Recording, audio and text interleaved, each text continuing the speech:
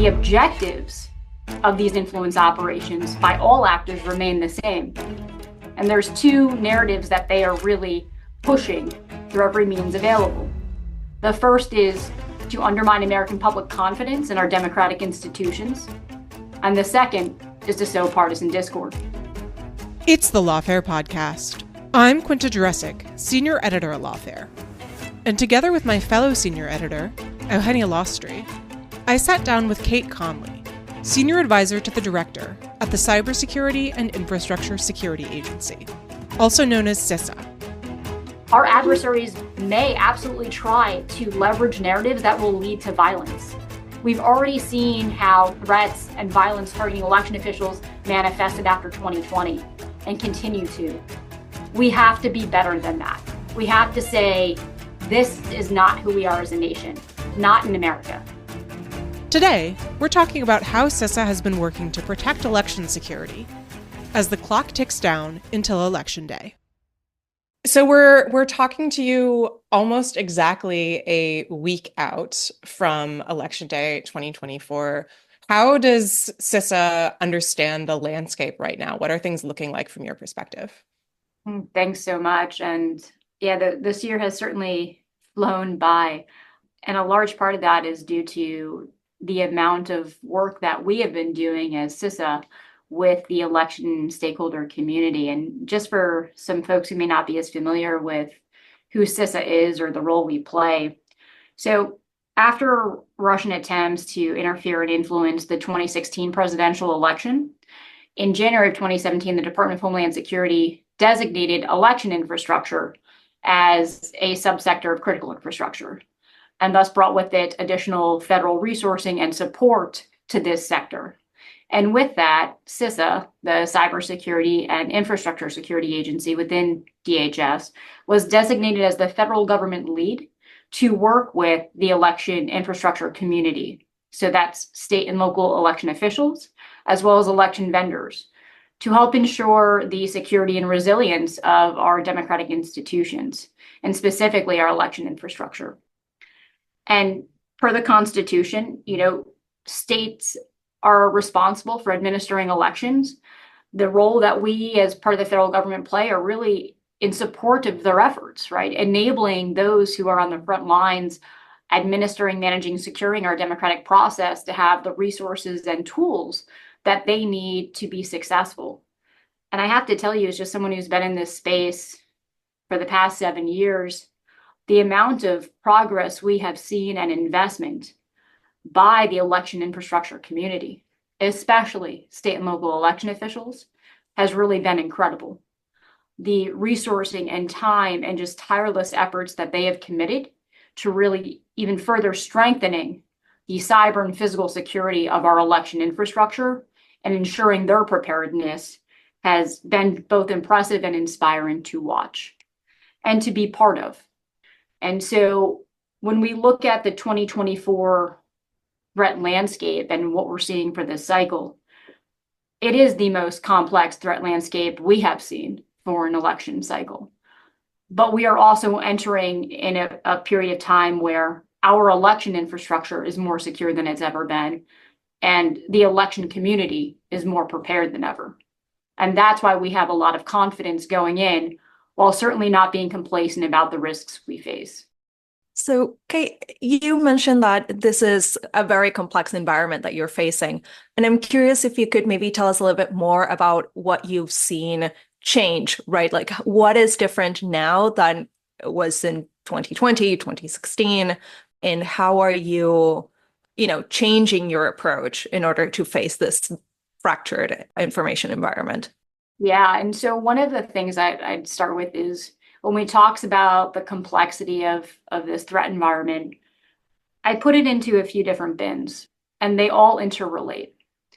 And I think that's why it's really important to understand all of it, right? Because this is something that the election security community has to navigate in totality. And I think what we are seeing here, to use a more military term, is, interdomain operations or cross-domain operations, where we have malicious actors conducting activities in one domain like cyber to enable another activity in a second domain like informations. So using a cyber activity or a cyber event to thus drive or inform an influence operation. And that influence operation may actually be trying to foster effects in the physical domain. And so you see how all of this is interrelated. And unfortunately, we've seen how this is manifested just this year. So I'll start with the physical side, where, largely following unfounded claims that the 2020 election was rigged and did not reflect the will of the American people, we saw a significant uptick in threats, both threats of violence and targeted harassment towards election officials of both parties and their families following 2020 over the past several years. In addition to that, we've seen cyber activity targeting those individuals, whether it's things like doxing or utilizing that type of activity or information to then fuel influence operations targeting these folks, really at an unprecedented scale that has put a tremendous amount of pressure on this community and unfortunately forced quite a few departures in the years immediately after 2020. And so this year, we've seen that continue to evolve, where the types of physical threats that we're seeing against the election community have manifested as things like swatting attacks at the homes of chief election officials, putting at risk them, their families, and first responders. We've seen bomb hoaxes called into government facilities to include election offices. We've also seen hazardous substances like fentanyl sent deliberately to election officials, targeting them, looking to disrupt election operations at election offices and intimidate election officials. And so when we look at, the physical threat landscape and what election officials are facing, it's really important to understand that. And that's been a big part of what CISA has done too. This cycle is we have increased the number of resources that we've made available to this community to help them with ensuring their physical security and preparedness for these types of incidents, both at election offices and polling locations. But we've done things like conduct physical security assessments of election offices. Since January 2023, we've conducted nearly 1,200 physical security assessments of election facilities in the United States.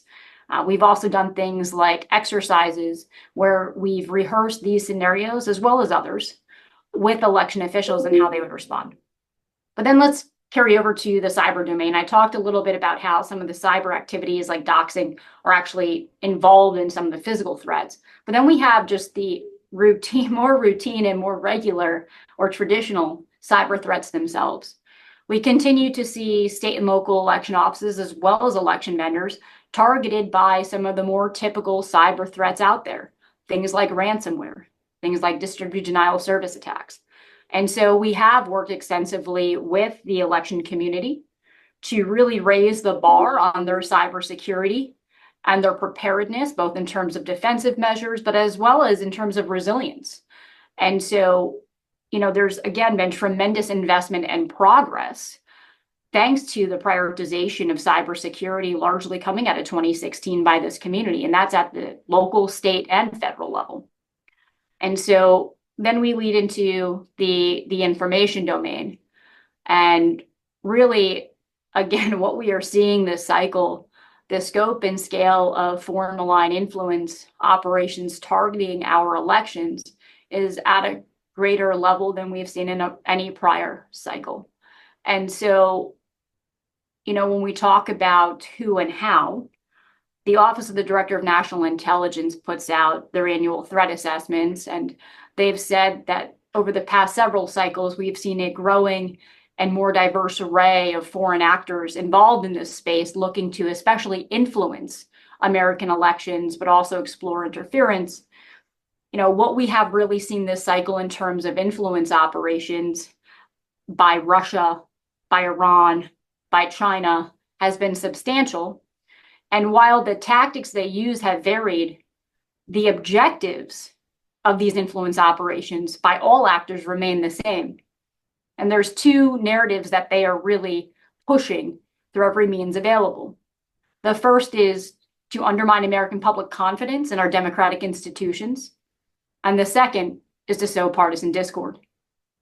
And so when you take all of that in totality, on top of asking election officials to go out and be experts in election administration, you can see the weight of what we are asking these folks to take on.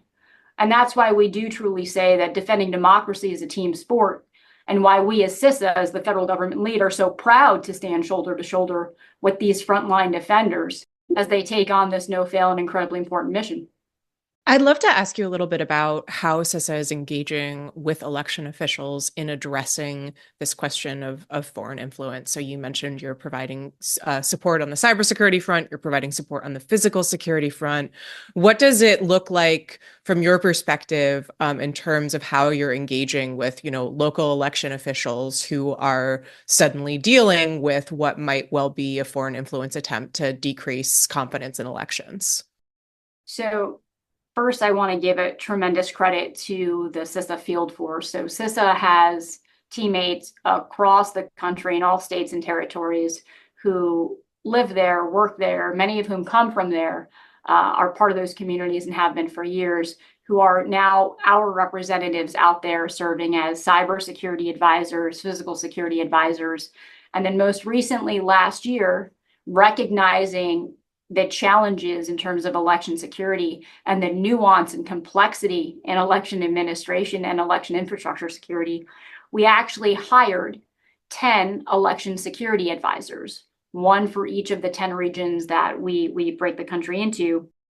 And these folks are former election officials at the state and county level, they're former election infrastructure or election IT specialists. They bring over 210 years of combined experience in this space and really have been incredible leaders in this space in the years that they were in public service prior to. Many are former state election directors or former Secretary of State CISOs.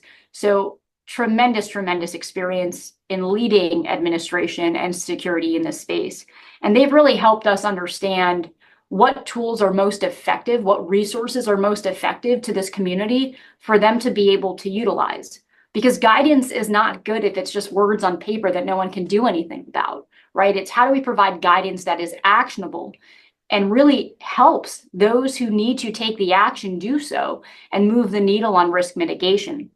And so the way we've approached mitigating the threat of foreign influence operations and disinformation this election cycle is different than prior election cycles because the information environment for this election cycle is so different. The information environment in 2024 is more fragmented than prior cycles. There's more platforms, more methods of engagement. We see that foreign influence operations are not even just targeting social media platforms and those arrays, but also messaging applications and chat channels. And so when we talk about how many players are out there, the different ways for engagement, we have to approach this differently. And especially when we recognize the scope and scale of these information operations campaigns that our adversaries can and are conducting, especially enabled by generative AI capabilities that just enable the scope and scale at greater magnitudes than prior. And so the way we've looked at this is really through three different ways. So one, informing the stakeholder community about the tactics that we've seen our foreign adversaries utilize in their disinformation campaigns or their influence operations. And in April, we led the development of a security guidance document. We were joined by our FBI and our ODNI colleagues and the authorship of that talk about the different tactics we have seen foreign adversaries use over the past 2 years in these types of influence operations. In addition to that, over the past several months, CISA has partnered with the FBI to do a series of public service announcements in which we're not just trying to educate the election security community, but also the American people about these tactics that we have seen. And the examples there that we drew on in the 4 were, look, you could see a Russian influence campaign trying to undermine American confidence in the security of election infrastructure by alleging that a distributed denial of service attack against an election night reporting page changed the results, right? Or that a ransomware attack against a county election office somehow impacted the vote casting or tabulating systems. Like all of these things where if you actually understand the technology and the processes, you realize there's nothing there, right? A DDoS attack or a ransomware attack is not actually going to impact the security or integrity of vote casting or counting. But our adversaries may try to convince you otherwise. And so to be aware of those tactics and the things we've seen them do in the past that are likely to manifest again this year. And so as we looked at the different tactics as well, we wanted to make sure the American people understood the different mediums that they could be engaged on. And so our most recent publication with FBI was 2 Fridays ago now, where we highlighted their utilization of commercial and public relations firms to really hide their hand. We put down, I think it was over 300 websites that we've seen utilized in some of these campaigns. And I can talk more about that too in terms of the details there. But so bringing to light a greater understanding of the tactics that are employed has been one way. The other way has really been through training and rehearsals with the election community to make sure they are ready and prepared to face these types of events. And we do that predominantly through targeted training events, but also through tabletop exercises. So since January of 2023, CISA has conducted over 180 tabletop exercises across the country and nearly 500 trainings. In total, we're reaching tens of thousands of election stakeholders, walking through the different types of incidents that they may encounter, from physical, cyber to foreign influence operations, and most importantly, how they respond. And then the last thing we've really been focused on, so if one is information sharing, 2 is training and preparedness, the third is encouraging best practices for post-security incident communication. And so we've actually put out 2 communications guides this year for the election infrastructure security community, one on how to build out a broader public communications plan to help enhance trust and confidence in election security by showing the work that's been done. And then the second is really helping election stakeholders understand how to communicate during an incident response. Because when you talk about in 2024, what is the best mitigation to these influence operations? It's communication. It's transparency. It's having trusted, authoritative sources come out with the facts and understand that, well, have the American public understand that in this incredibly fractured information environment where you're getting flooded with information 1,000 different ways, that the signal through all of that noise is your state and local election official, right? They are the trusted sources of information for election administration. And that's where you need to go to. So we actually had a great example of this recently. Listeners might have seen there was a video circulating that purported to show someone ripping up ballots that had been cast for former President Trump in Bucks County, Pennsylvania. And the Bucks County GOP put out a tweet essentially saying, this isn't true, providing information.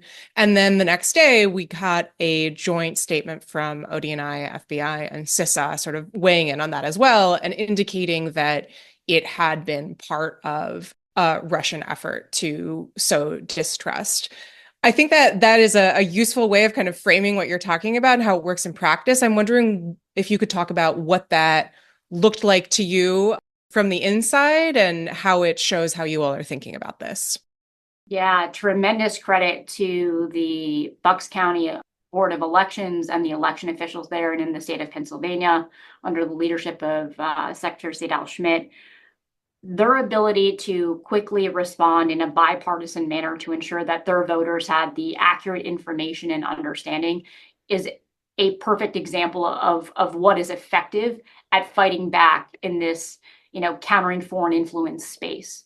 And, I think it's also a great example of when we say election security is national security, that's exactly why. Here you see Russian efforts to undermine the American public's confidence, and specifically voters of that county's confidence and the security and integrity of their process, and to stoke partisan discord, right? Like that example is a perfect highlight of the two objectives that our adversaries are doubling down on every chance they can get. And I think this plays into the larger picture of what we've continued to see coming out of Russian, especially influence operations, but also Iranian and Chinese, which is they will find topics that they know are divisive, that they will deliberately utilize and weaponize to pit Americans against each other. We've seen that with them pursuing topics like non-citizen voting and saying that that is an issue. We've seen it with deceased voting. We've seen it with voter fraud. These are all topics that we've seen Russian influence campaigns seize on and then try to promote both in social media as well as through the establishment of either websites spoofing legitimate media institutions or creating their own. And I think this is a really important example of some of the tactics we're seeing manifest.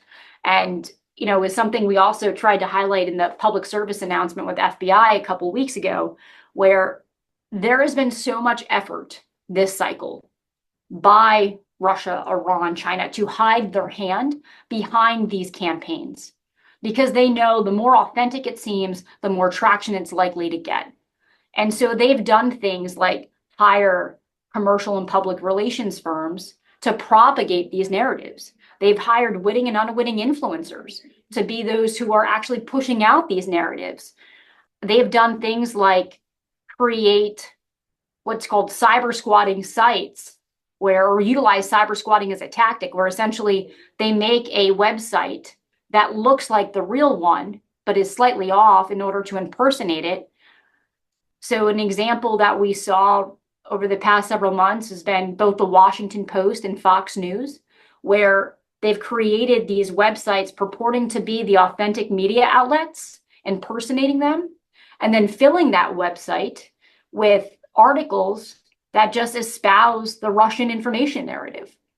And so a viewer may not even realize they're not on the real website, because one of the additional tactics we've seen is through targeted media ads, as well as utilizing fake personas to actually push targeted messages out to the desired audience with these shortened URLs or website names, where folks don't even realize what they're clicking is not the authentic website. It looks like it is. And then when they go there, what they see mimics the actual website. And so it's getting harder and harder to tell what is fake from what is real because of the sophistication of these campaigns, which is why we really want to draw awareness to the sophistication of the tactics we're facing this year. And we've seen our adversaries even look at really deliberate, localized, or regional targeting of these efforts to specific users, trying to influence the views of individuals in key areas. The Department of Justice in early September released the indictment of two entities or two RT employees associated with some of these campaigns, but also discussed the seizure of 32 domains associated with one of the larger Russian influence operations endeavors. And in that, you saw the complexity of what they were trying to achieve this year, but also the specific targeted nature, to include focusing on certain battleground states because they think that's where their campaigns could be most influential. In the lead up to the election, I think a lot of ink has been spilled about the potential effects of AI and generative AI on the bucket of, generating misinformation, but also on cybersecurity, right? So 2 out of the 3 buckets that you've identified. I'm curious how you've seen this actually, apply in the real world, if AI has been used in a particularly new way to inform this new landscape that you described, if the threat is as exacerbated as some people were concerned. But I'm curious not only about how the AI has been used, but by how effective it has been. You've described some sophisticated operations. Are those actually reaching people that, could be swayed? So I think we have certainly seen generative AI enabled capabilities utilized in foreign influence operations. I believe it was July of this year, the Department of Justice also seized 2 domains associated with a larger RT influence operation that was leveraging a software known as Meliorator, which was this generative AI enabled tool to develop personas and then craft both synthetic text and images to, again, really just leverage this bot farm to push their narratives and achieve the objectives of their influence operations. We've seen examples like that manifest. On the cyber side, we've also seen the ability for this to really lower the bar for a malicious actor needing to know or have cyber skills in order to conduct nefarious cyber activity. And so while generative AI has not introduced any fundamentally new risks to this election cycle, it has exacerbated those in the foreign influence operation and disinformation space and the cyber domain. I think the really good news on the cyber domain is we have, again, going back to the beginning of the conversation, we have made so much progress with the election security community in this space that when you look at the state of election infrastructure security in 2024, it is more secure and more resilient than it has ever been. And I think it's really important to unpack what we mean when we say that. So when we're talking about why we have such confidence in election infrastructure, and specifically why we are so confident that a malicious actor could not at scale materially impact the outcome of the presidential election without detection, it's because of a few different things. So first, for those who don't know, like states each run elections differently. If you've seen one state's election, you've seen one state's election. And even within states, many jurisdictions do things differently too. So we're talking about different processes, different systems, different vendors. And so inherent to this diversity and decentralized nature is this tremendous resilience, right? Because you can't just impact one thing that will have this cascading effect across the nation. So in addition to the diversity and decentralized nature, you also have layers upon layers of security measures, both cyber, physical, and procedural, that go into administering elections. So there are pre-election testing of systems. There's post-election day audits. And then when you look at the actual systems themselves, the machines that Americans use to vote on are not connected to the internet. So all of these are really important measures to ensure the security and resilience on the cyber side of our nation's infrastructure. And I think the other really important fact in terms of a positive trend that we've seen continue over numerous federal election cycles is the increasing number of paper records. So for the 2024 election, over 97% of registered voters in America live in jurisdictions where they will have a paper record that they can verify when they vote. So that's another really important step when it comes to confidence in the outcome of the election and the ability to count, recount, audit as necessary. So I think all of that is really what plays into why we have tremendous confidence, despite the fact that, yes, generative AI capabilities have enabled threats to be greater this cycle than past or more sophisticated. We also wanted to ask you about deepfakes specifically, which I think has been kind of something that people have been pretty frightened about this election cycle. There were a lot of, kind of the sky is falling articles that went around about how, no one was going to know what was true, that kind of thing. I feel like I've seen increasing coverage of experts kind of saying, actually, maybe it's not so bad. So I'm curious what your perception is of the role that deepfakes have played or may be playing, and also to what extent you're seeing the effects of what I know some people, Bobby Chesney and Daniel Citron, have called the liar's dividend, this idea that even if something isn't a deep fake, the fact that it could potentially have been a deep fake works to kind of decrease trust in what people are seeing and hearing. So deepfakes, as you know, have been around well before generative AI was really injected into the mainstream. And we've had to deal with the threat posed by deepfakes for years. And so I think that's also the good news story here. It goes back to what we're seeing this cycle, while more complex, is not new. And we're just building upon years of defense and readiness to ensure the security and integrity of this election. I would want to point back to what we saw in January, where we had, I think, a really effective and compelling example of how even when this more sophisticated technology is used, we can still push back and overcome. And so if you remember in January, the day before the New Hampshire primary, a robocall came out purporting to be President Biden with the apparent intention of trying to influence Democratic voters to not turn out for the next day's presidential primary and to save their vote for November. Well, once those calls started happening and the New Hampshire Attorney General was alerted, John Formella, he went into immediate action where he released a public statement saying, we are aware of these calls. They're suspicious. They're under investigation.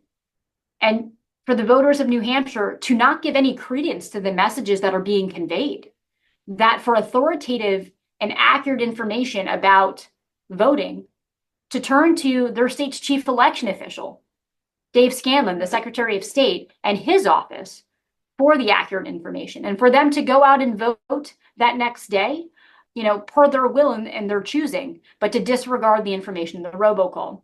So after the New Hampshire Attorney General comes out with that press release, the New Hampshire Secretary of State, Dave Scanlon, and his team, his Chief of Staff, Dave Lang, they go into overdrive, right, in terms of retweeting that statement, getting out on every media outlet they can to ensure that the New Hampshire voters understood that this robocall was inaccurate. It's not true. It's under investigation. And here's the actual information New Hampshire voters needed to hear and to know.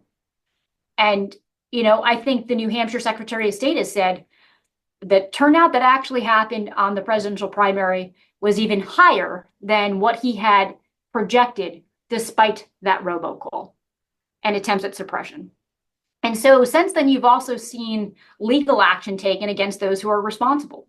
You've also seen the FCC take action to hold the individual responsible accountable for their violations, using the regulatory power there.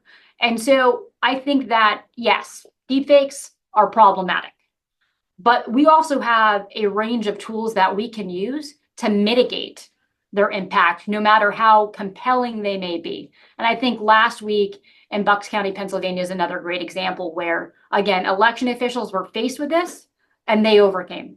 Now, it is our role as the federal government to support those efforts when we know a foreign adversary is behind them and to ensure that we are being as transparent as possible with the American people.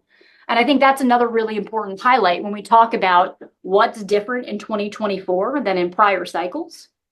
In 2022, the Office of the Director of National Intelligence established the Foreign Malign Influence Center, which is really leading the U.S. government's intelligence efforts around this space and how adversaries are trying to undermine American national security interests.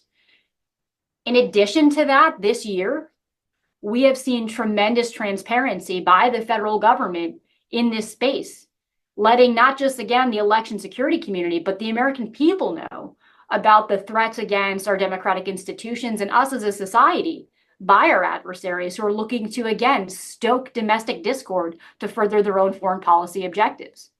And a reflection of this is, since midsummer, we've had 6 election threat updates from the Director of National Intelligence and her team, specifically talking about this. The 4 public servants announcements from CISA and the FBI, again, unpacking how some of these things may manifest and specifically the tactics we've seen. So I think while deepfakes may be more compelling than ever, we've also really ratcheted up the tools at our disposal to counter and to fight back. And I think, again, the Department of Justice's actions this year with respect to disrupting some of these foreign influence networks and infrastructure and holding those responsible legally accountable is a reflection of the federal government's not just going to talk about and illuminate. We'll do that, but we're also going to disrupt and deter. I was struck by a particular use of deepfakes that was described in one of the CISA fact sheets that described the types of threats that we should all be aware ahead of the election. And it's maybe a use of deepfakes that doesn't really get you headlines, but it's the use of AI generated content. And I'm quoting here, such as compromising deepfake videos that could be used to harass, impersonate, and or delegitimize election officials. Have you seen that happen? And, what is the advice or support that CISA can offer to someone who may be experiencing that? So we have not seen that manifest yet this cycle. We've predominantly seen those types of attacks focused around the process itself or polarizing policy topics. And so we remain incredibly vigilant and recognize that that could be a tactic that is, in reserve and further employed. I think a lot of this also comes down to, and the most recent National Intelligence Council memorandum that was declassified by the Director of National Intelligence last week captures a lot of this, and so does our most recent public service announcement as CISA. But we are also very aware of the likely barrage of foreign influence activity that we, America, are going to face in the days and weeks immediately after the election.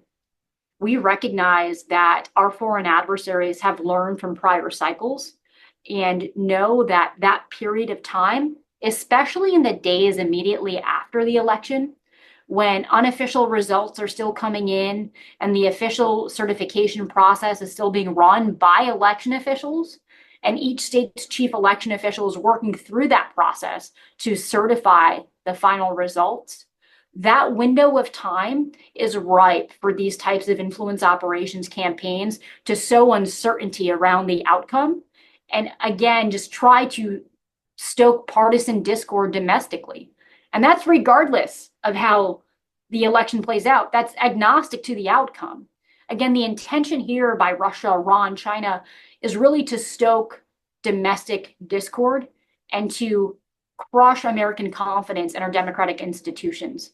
And so that period after is also where we see this heightened threat environment for election officials who could be deliberately targeted.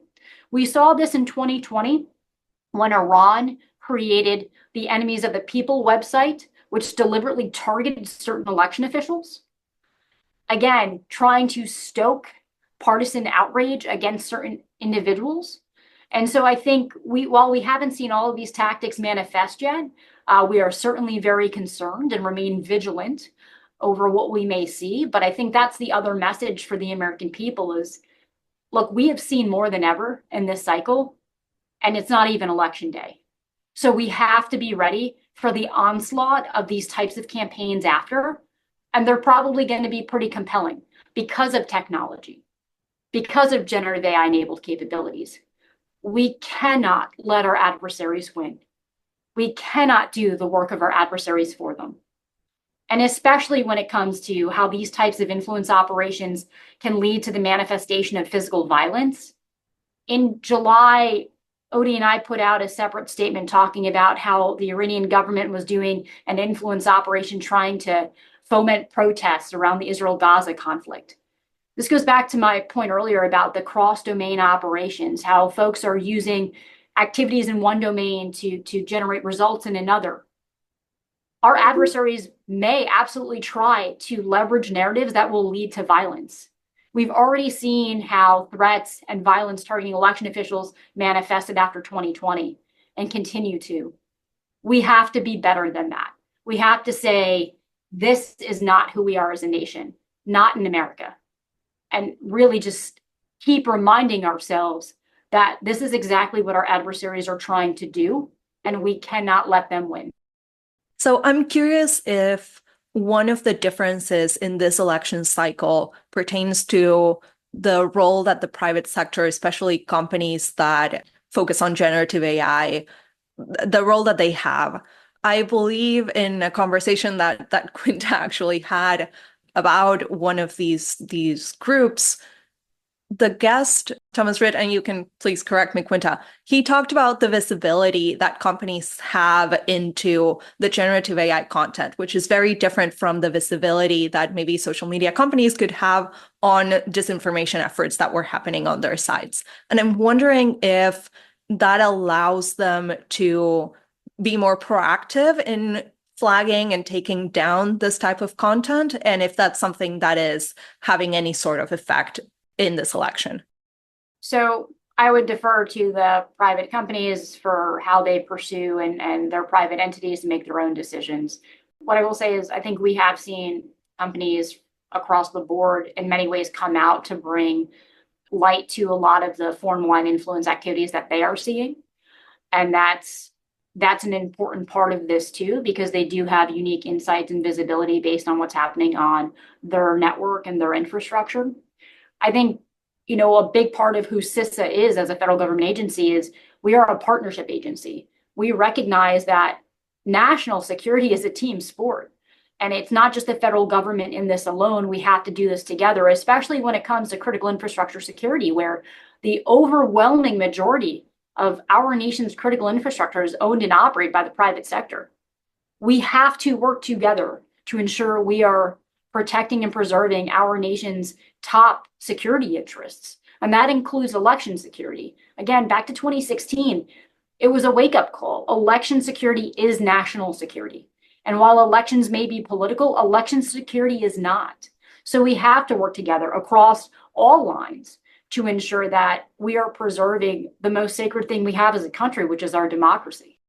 I want to make sure we touch on one issue that I've often been thinking about in context of these conversations around, foreign malign influence. So, for example, the Justice Department, I know Deputy Attorney General Lisa Monaco made a big point when these indictments were announced of saying, this is something that we're looking at because these are foreign actors. It is agnostic to the content, right?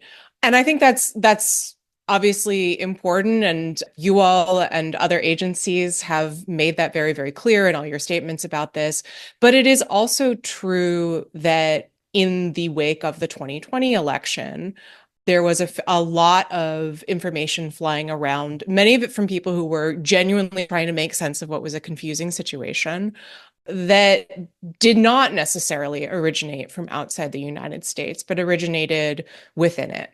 And I'm conscious that this creates it's a difficult situation, obviously, for government agencies, because it does implicate potentially First Amendment rights. We've been talking here about, foreign influence primarily, and sort of issues of cyber and physical security. But I did want to raise this issue just to make sure that I asked you about it and ask how CISA is thinking about that aspect of things this time around.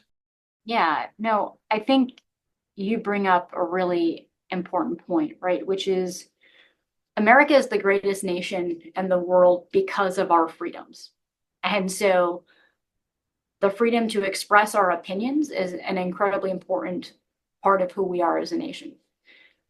That being said, when people agnostic to politics or platforms or partisanship use that ability or that exposure to spread disinformation, inaccurate, false, misleading information about our nation's democratic process, we are doing the work of our foreign adversaries for them. And I think we really have to realize that. We are doing nothing but hurting ourselves as a nation and helping them pit us against one another. And so I think that this is where I hope we as a country can really check ourselves and realize that, again, regardless of the outcome, elections are this incredible moment in our history of a nation to have hope and to unify around the freedom to choose and to make our political voices heard. And that is a very powerful thing. And that is deliberately being targeted by our adversaries who look to weaken us and attack something that is so near and so dear and so sacred as our democratic process to do so. And so I think this is hopefully an area where we can unify and know that we have to defend this process together. Is there anything else that you'd like to touch on before we go?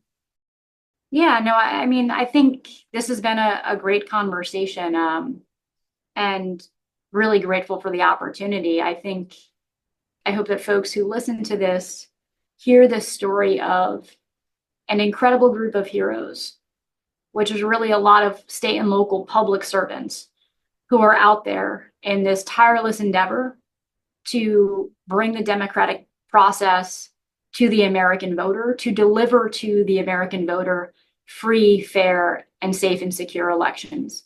And that these public servants are not faceless bureaucrats. State and local election officials are heroes, and they're parts of our community. They're our neighbors, they're our family members, they're our friends, they're people we see in the grocery stores or at community events. And they deserve our respect, our admiration, and our gratitude. And so this year, I hope we recognize, especially because of the actions of our adversaries who are intent on undermining American standing in the world and to do so attacking our democratic institutions, I hope we recognize that this is a call to action for all Americans to come together and to unify, because it's our democracy to defend. So really appreciate the time today to talk about it. We are incredibly confident in the insecurity and integrity of our democratic institutions, and that the outcome of the 2024 election, regardless of what that is, will reflect the will of the American people, and that election officials will once again overcome all of this with the help of private partners and public partners and us to ensure free, fair, safe, and secure elections to the American people. All right, Cait Conley, thank you so much for taking the time. Thank you all. Really appreciated it. The Lawfare podcast is produced in cooperation with the Brookings Institution. You can get ad-free versions of this and other Lawfare podcasts by becoming a Lawfare Materials supporter through our website, lawfaremedia.org/support. You'll also get access to special events and other content available only to our supporters. Please rate and review us wherever you get your podcasts. Look out for our other podcasts, including Rational Security, Chatter, Allies, and The Aftermath, our latest Lawfare Presents podcast series on the government's response to January 6th. And check out our written work at lawfaremedia.org. The podcast is edited by Jen Pacha, and your audio engineer this episode was Noah Mosband of Goat Rodeo. Our theme song is from Alibi Music. As always, thanks for listening.